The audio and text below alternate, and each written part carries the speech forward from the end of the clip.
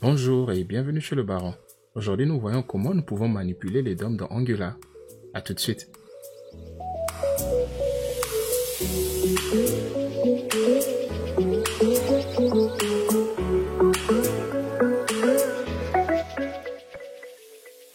Voici notre application actuellement. Nous avons fait une recherche de Flash et voilà quelques super-héros qui nous sont proposés. Alors, ce que nous voulons faire aujourd'hui, c'est pouvoir montrer quelques aides d'information pour nous dire que ce bouton, en fait, nous permet d'ajouter ce super-héros sur notre liste des favoris. Alors, pour pouvoir le faire, nous devons manipuler ou modifier la fonctionnalité Over de ce bouton ici. Alors, pour pouvoir le faire, si nous allons sur Materialize pour chercher quelques exemplaires, parce que c'est le CSS que nous utilisons, et nous cherchons Tooltip comme ceci, nous voyons qu'il y a des informations qui nous sont proposées, ou des exemples, en fait, qui nous sont proposés, et nous voulons utiliser quelque chose qui ressemble à ça. Nous allons plutôt utiliser celui-ci avec le top. Alors, pour pouvoir le faire, il nous suffit juste d'utiliser ces paramètres ici, que nous allons copier,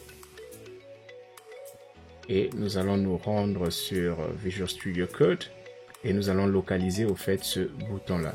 Et si nous remarquons, nous avons notre ngIf, si vous vous rappelez des vidéos précédentes. Nous pouvons soit montrer avec la partie favorite ou avec la partie pour supprimer remove que nous avions ici. Alors nous allons plutôt utiliser d'abord celui-ci et nous allons placer les données qui sont là. Donc data position, c'est bottom. Nous allons mettre top pour au-dessus. Et les data tooltip, c'est le message que nous voulons afficher. Nous allons dire ajouter aux favoris, comme cela. Voilà notre message, et nous devons également ajouter à ce niveau une classe qui s'appelle tooltip pour dire que ça fait partie au fait des tooltips qui sont disponibles. Mais si nous rentrons sur notre site, nous allons remarquer notre application que juste un moment, faisons encore notre recherche de Flash comme cela, et si nous remarquons, rien ne se produit.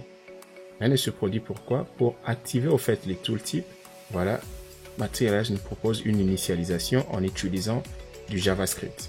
Et pour pouvoir faire du JavaScript avec, nous devons utiliser Document, Add Event Listener et pouvoir retrouver au fait l'élément qui possède la classe tooltip et pouvoir initialiser cela comme ceci. Mais si nous remarquons, nous sommes dans Angular, nous ne travaillons pas avec du pur JavaScript. Et comment le faire?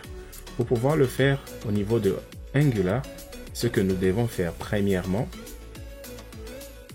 c'est donner une référence au fait à notre élément que nous voulons utiliser, donner une référence à savoir comme celui-ci, nous avions favori. Alors à notre niveau, qu'est-ce que nous allons faire? Nous allons mettre comme ceci et nous disons par exemple fav button pour dire c'est le bouton favori pour ajouter sur les favoris. Et à ce niveau, pour enlever, nous allons dire aussi remove btn, comme ça, button. Nous donnons une référence au fait à cet objet que nous pouvons manipuler dans notre classe. Et nous allons aller sur notre classe qui est là. Alors pour pouvoir manipuler au fait un objet, qu'est-ce que nous faisons? Nous utilisons au fait un décorateur qui s'appelle viewChild, qui est là.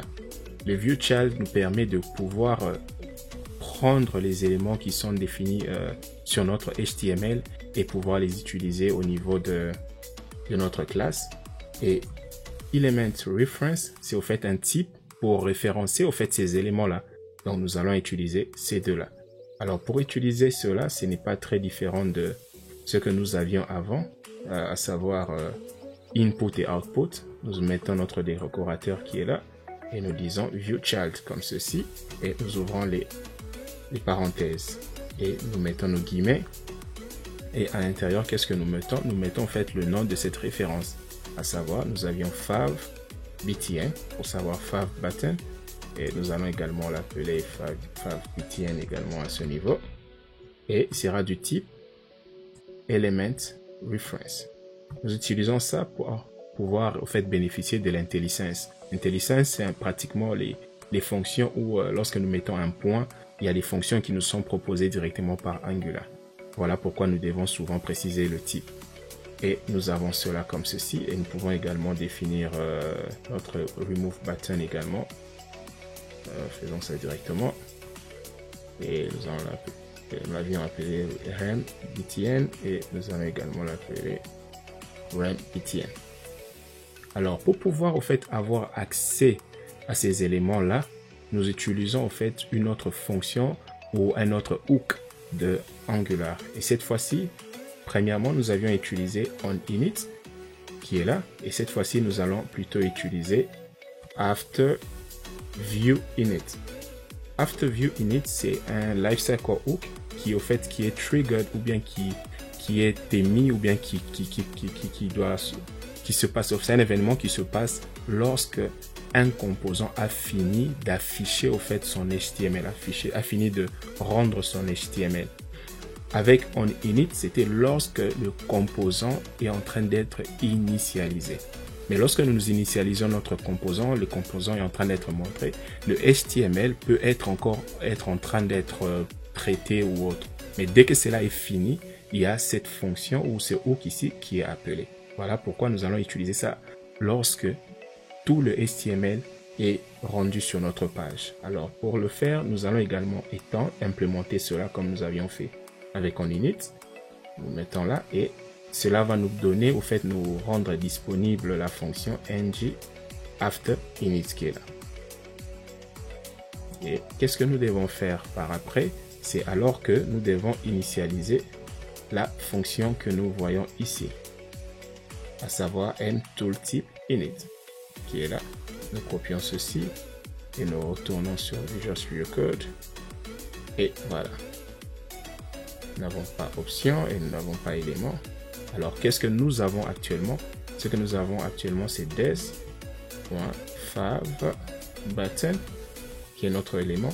Et pour pouvoir utiliser au fait l'élément comme nous l'utilisions avec JavaScript, nous devons appeler la fonction native element ou la propriété native element.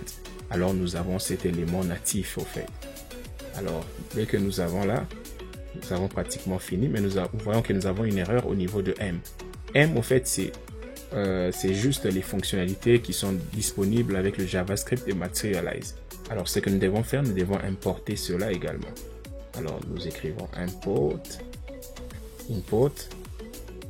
avec astérisque pour dire importe tout venant de Materialize comme M et nous donnons à cela une variable qui s'appelle M.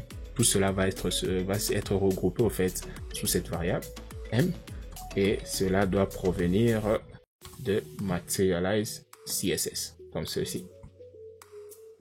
Et nous allons remarquer qu'automatiquement nous n'avons plus d'erreur. Et si nous rentrons sur notre site, notre application, et nous faisons une nouvelle recherche, disons toujours du Flash, et voilà, dès que nous mettons la souris, nous voyons que nous avons ajouté sur favori, ajouter sur favori, ajouter sur favori.